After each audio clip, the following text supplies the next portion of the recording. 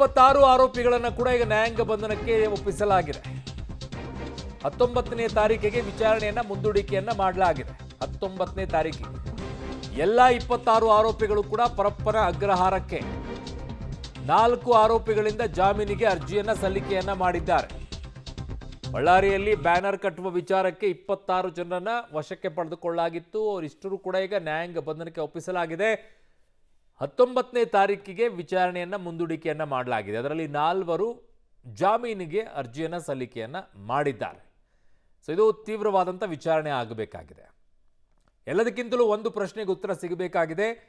ರಾಜಶೇಖರ್ ದೇಹವನ್ನು ಹೊಕ್ಕಂತಹ ಗುಂಡೇನಿದೆ ಅದು ಯಾವ ಗನ್ನಿಂದ ಬಂದಿರೋದು, ಯಾರು ಬಳಕೆ ಮಾಡ್ತಾ ಇದ್ರು? ನನ್ನ ಸಹೋದ್ಯೋಗಿ ಈಗ ಕ್ರೈಮ್ ಬ್ಯೂರೋ ಹೆಡ್ ಆಗಿರುವಂತಹ ಮುರಳೀಧರ್ ನನ್ನ ಸಂಪರ್ಕಕ್ಕೆ ಸಿಗ್ತಾ ಇದ್ದಾರೆ. ಮುರಳಿ, ಈ ವಿಚಾರದಲ್ಲಿ ಹಲವು ಪ್ರಶ್ನೆಗಳಿದೆ. ಈಗ ಕೋರ್ಟ್ ಏನು ಹೇಳಿದೆ ವಿಚಾರದಲ್ಲಿ?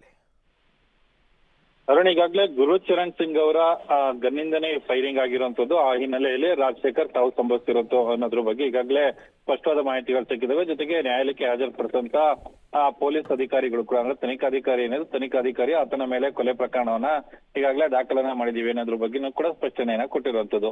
ಆ ಹಿನ್ನೆಲೆಯಲ್ಲಿ ಇನ್ನುಳಿದಂತ 25 ಜನ ಆರೋಪಿಗಳೇನಿದ್ರು, ಅಂದ್ರೆ ಅದರಲ್ಲಿ ಕಾಂಗ್ರೆಸ್ ಕಾರ್ಯಕರ್ತರು ಮತ್ತು ಬಿಜೆಪಿ ಕಾರ್ಯಕರ್ತರು ಇಬ್ರು ಇದ್ರು. ಅವರು ದೊಂಬಿ ಗಲಭೆ ವಿಚಾರಕ್ಕೆ ಸಂಬಂಧಪಟ್ಟಂತೆ ಅಂದ್ರೆ ಟೋಟಲ್ 6 FIR ನಲ್ಲಿ 25 ಜನರನ್ನ ಬೇರೆ ಬೇರೆ ದೊಂಬಿ ಗಲಭೆ ಪ್ರಕರಣಕ್ಕೆ ಸಂಬಂಧಪಟ್ಟಂತೆ ಬಂಧನಕ್ಕೊಳಪಡಿಸಿದ್ದಾರೆ. ಮತ್ತು ಗುರುಚರಣ್ ಸಿಂಗ್ ಏನಿದ್ದಾನೆ ಆತನನ್ನ ಕೊಲೆ ಪ್ರಕರಣಕ್ಕೆ ಸಂಬಂಧಪಟ್ಟಂತೆ ಬಂಧನಕ್ಕೆ ಒಳಪಡಿಸಿರುವಂತದ್ದು.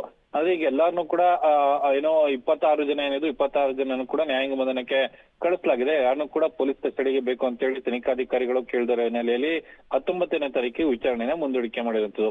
ಈ ಪೈಕಿ 4 ಆರೋಪಿಗಳೇನಿದ್ರು 4 ಆರೋಪಿಗಳು ಜಾಮೀನಿಗೆ ಅರ್ಜಿಯನ್ನ ಸಲ್ಲಿಕೆ ಮಾಡಿದ್ದಾರೆ. ಅರ್ಜಿಯನ್ನ ಸಲ್ಲಿಕೆ ಮಾಡಿ ಮುಂದಿನ ಕ್ರಮಗಳೇನಿತ್ತು ಅಂದ್ರೆ ಜಾಮೀನಿನ ಪಡ್ಕೊಳ್ಳುವಂತ ವಿಚಾರ ಇರ್ಬೋದು, ಜೊತೆಗೆ ಮುಂದಿನ ತನಿಖೆ ಏನಿತ್ತು ತನಿಖೆನ ತನಿಖಾಧಿಕಾರಿಗಳು ಮಾಡುವಂಥದ್ದು ಮತ್ತು ಆರೋಪಿಗಳು ಜಾಮೀನು ಪ್ರಕ್ರಿಯೆಗಳಿತ್ತು ಆ ಪ್ರಕ್ರಿಯೆಯನ್ನ ಮುಂದುವರಿಸಲಿಕ್ಕೆ ಈಗ ಅವಕಾಶಗಳನ್ನ ನ್ಯಾಯಾಲಯ ನೀಡಿರುವಂತದ್ದು. ಅರುಣ್, ಓಕೆ ಮುರಳೀಧರ್, ನಿಮ್ಮೆಲ್ಲ ಮಾಹಿತಿಗೆ ಧನ್ಯವಾದಗಳು. ಸೊ ವಿಚಾರದಲ್ಲಿ ಈಗ ಒಂದು ಕ್ಲಿಯರ್ ಆಗಿದೆ, ಅದು ಯಾರ ಗನ್ನಿಂದ ಅದು ಫೈರ್ ಆಗಿದೆ ಅನ್ನುವಂಥದ್ದು. ಸೊ ಈ ವಿಚಾರದಲ್ಲಿ ಈಗ ಕೋರ್ಟ್ 19ನೇ ತಾರೀಕಿಗೆ ವಿಚಾರಣೆಯನ್ನು ಮುಂದೂಡಿಕೆ ಮಾಡಿದೆ.